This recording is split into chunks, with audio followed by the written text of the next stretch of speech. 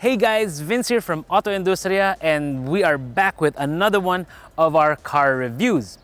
Now it's been a while since we've been able to go out and drive because of this pandemic, but now we're back to work and with plenty of social distancing. Now in the last couple of decades, practically everything we can buy comes from China.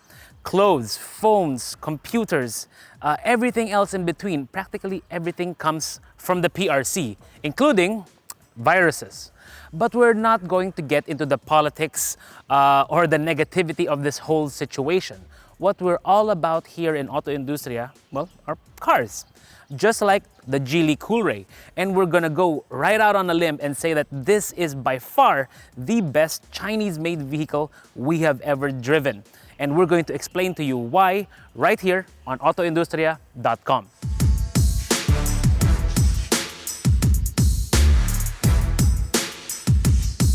Ten years ago, when Geely first appeared in our market, they were under a different distributor and their focus was different. They were really selling affordable cars and economy hatchbacks for basically anyone who would want to buy one. But now what they're trying to do is they want to aim for quality. They want to impress you overall with the quality, the design, and the technology that goes into their vehicles now. And the Coolray is going to be that first stepping stone into what the brand is all about.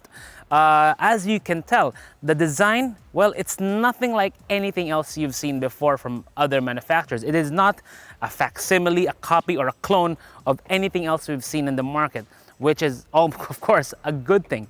It shows that the brand is investing a lot into automotive design. The Geely Coolray is characterized as a subcompact crossover, meaning it competes against the likes of the Nissan Juke, the Honda HR-V, and the Subaru XV.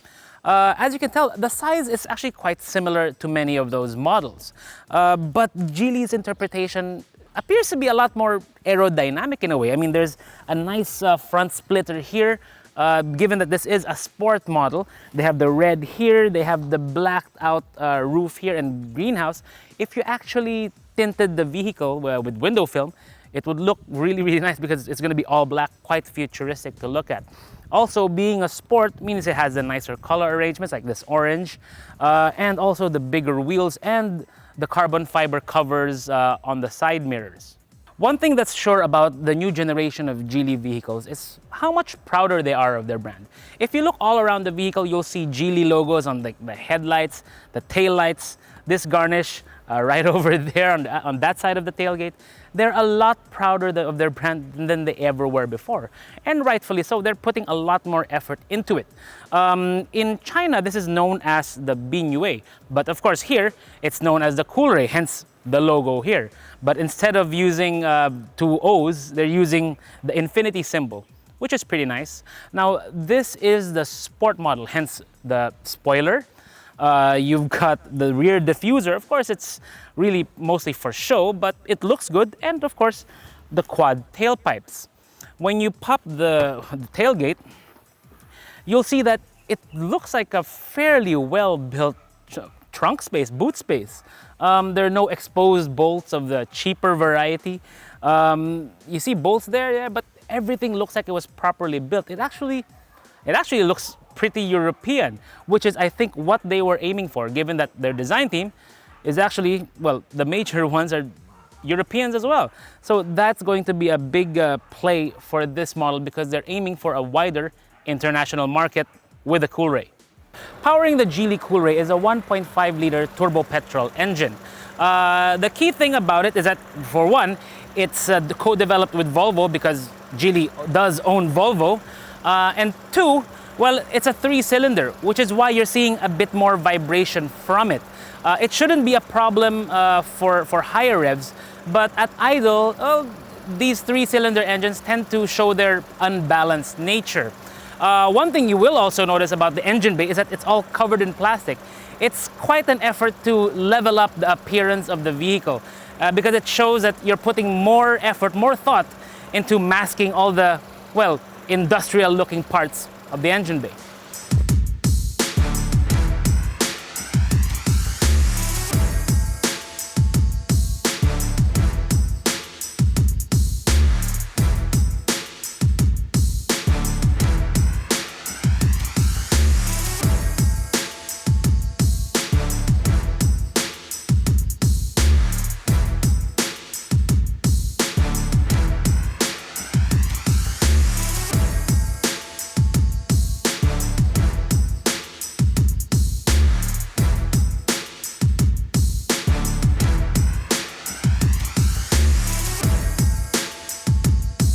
If there's one aspect of the Coolray where you can tell that Geely is trying to really impress you, it's in terms of interior design and build quality. For instance, I mean, look at the seat. You feel it, you sit in it, it's really comfortable. It looks really, well, sporty for the sport model. You've got really great materials all around you, like this brushed aluminum brushed metal look here. It feels great, no squeaking of any kind. You look at the steering wheel, you feel it, feels great. You look at those doors, even with those door handles, they look fantastic. They feel great when you actually open them. I like the screen, especially with the resolution. I like this even more because it feels like a modern mobile phone. It feels just as fast and responsive. But also, they solved one of my major pet peeves in any modern vehicle, which is having all those blank spaces where, you know, deleted functions and buttons are being shown. In the Coolray, there's really only a few of them. This one's a full panel. You got 2 blank buttons here, and then 1 here, and then 1 here. That's it. There's not much else. Everything looks like it's properly filled out. It feels and looks and is fully loaded. But some of the design touches are, well, personally, I particularly like. For example, the AC vents. They kind of remind me of the feet of those Robotech jet fighters.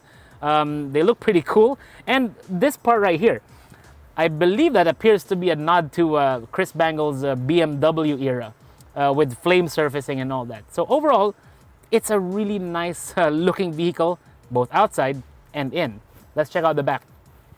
The back seat of the Coolray, it's not a bad place to be. Of course, you have the same doors, you've got the same high quality leather in here, you've got cup holders, you've got your own USB charging port, but that's really about it. I do have one criticism though, it's the seat. While it is nice, when you look forward, you don't feel like you're claustrophobic, you don't get that claustrophobic feel. But there's this thing on the lumbar, it's kind of oddly placed. But other than that, that's really all I can find here in the back.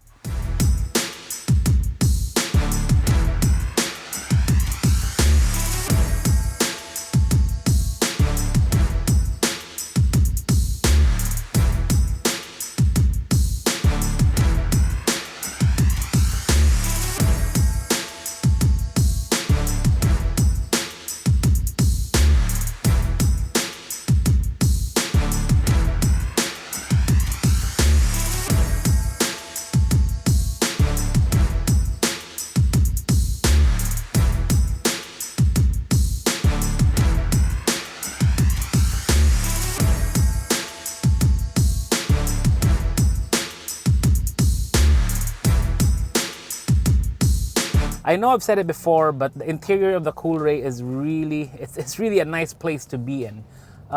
It's simply because you feel like you're getting more than what you paid for. You know, the quality of the leather, it's nice on, you know, on your hands, especially on the steering wheel. I like the design, of course. The jet fighter style shifter, it's also very nice on the hands. When you press the buttons, the torque on them, you know, the feel when you press them, it's also superb. I mean, there's no other way to describe it. Geely is really out to impress with this vehicle, and it shows. It shows that, you know, I was not expecting this much attention to detail. When you're inside the vehicle, this is really where you're at. You know, this is what you see. You don't really see the exterior, but you see the interior, you feel it, you touch it, you smell it. And yeah, there's none of that noxious new car, you know, smell from China like before. This is a lot better now.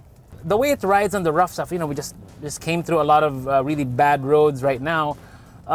The way it handles most of it, it feels, yeah, very European, which is, you know, it wasn't really expected. I mean, I know they own Volvo, but you don't expect so much of it to come through so well. Right now, we're on EDSA.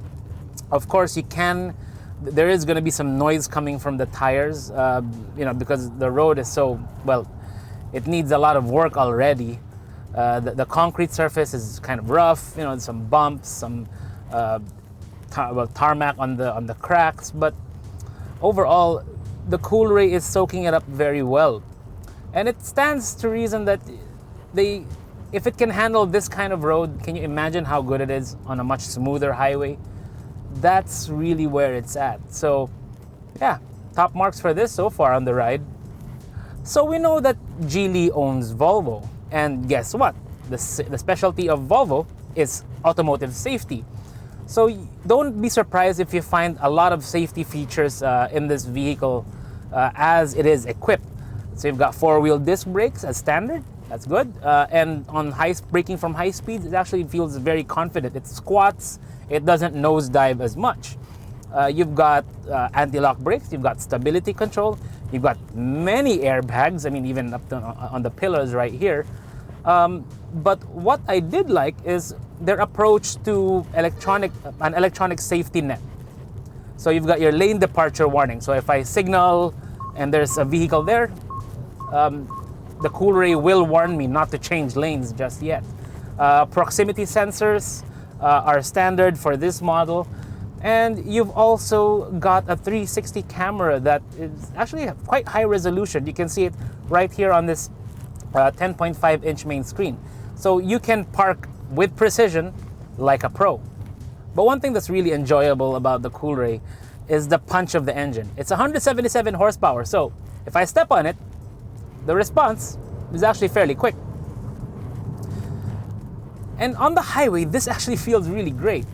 You can accelerate to quite a high speed if you want to, fairly quickly. 0 to 100, they quote it at 7.9 seconds, which is impressive for a 1.5-liter turbo petrol engine. And it's still front-wheel drive. A lot of people have bad experiences with dual-clutch gearboxes from other manufacturers. But the gearbox in this, it's a bit different. This is a wet dual-clutch system. So what happens is, it's very different from the dry dual clutch systems that you get in other vehicles that have become problematic. I won't mention it anymore, but you know which ones those are. With regards to this, in city driving and low-speed driving, it's pretty smooth. I expected a bit more judderiness from their dual clutches, from Geely's dual clutches, but I've been pleasantly proven wrong. If you're driving in traffic, it's actually quite all right. It's not juddery, it's not jerky, it's not unsure of itself when it's picking gears.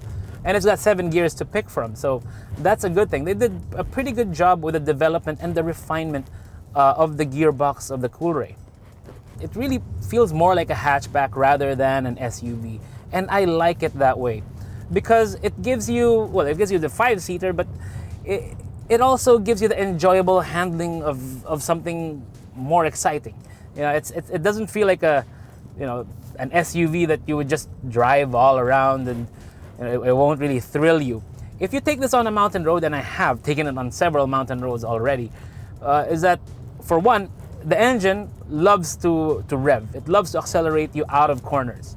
And two, the steering, well, it's not really analog-ish. It's not exciting in that way. But the balance of the vehicle mid-corner, the entry, the grip from the tires is actually very respectable in this regard. Because if you're trying to go a bit faster, drive it with a bit more gusto, this will deliver on that promise. So the Coolray has 3 drive modes. It's normal, eco, and sport. When you power it up, the normal mode is the first one that comes up. That's the default setting, and you can tell because the gauge cluster will be yellow. When you press the eco button, it turns blue. But not only that, it tweaks the throttle unit, it tweaks the engine and the gearbox, the way the whole thing performs to maximize fuel economy. Of course, the downside on that is that it feels a lot slower. It feels like it's got a really small engine, like a 1.2, when you're driving it in this mode. Of course, when you mash on the throttle, the power will still come through. But the eco mode really dampens kind of the response of the whole thing to save you fuel. When you press sport, well, it goes in the opposite direction. It sharpens up the throttle response from the electronic throttle unit. So for example, if I step on it now, bye-bye. See? Yep, it's got quite a bit of power. It's got the same power in all modes, but it just changes the way it's delivered. So it just reduces the response, so it allows you to save a bit more fuel. or in sport, well, allows you to spend more fuel.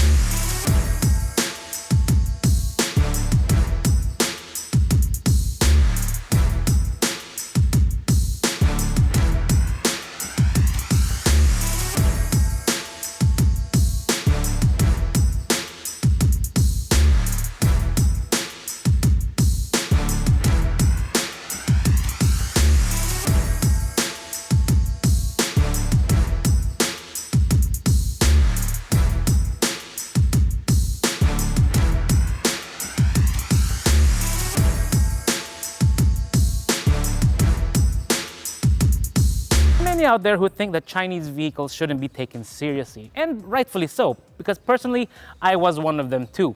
A lot of the Chinese vehicles I drove before were really either subpar or outright no good.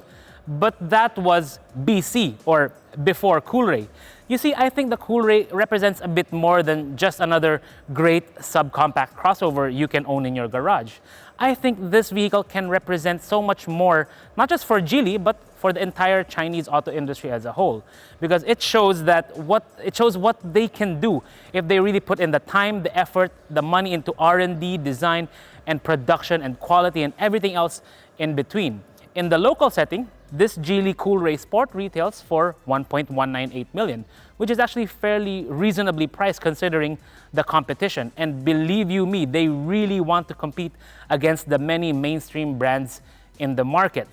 This is Vince of AutoIndustriya. Thank you for watching. Stay safe, stay home, and be sensible whenever you go out. You can subscribe to our YouTube channel, follow us on Facebook, on Instagram, and on Twitter.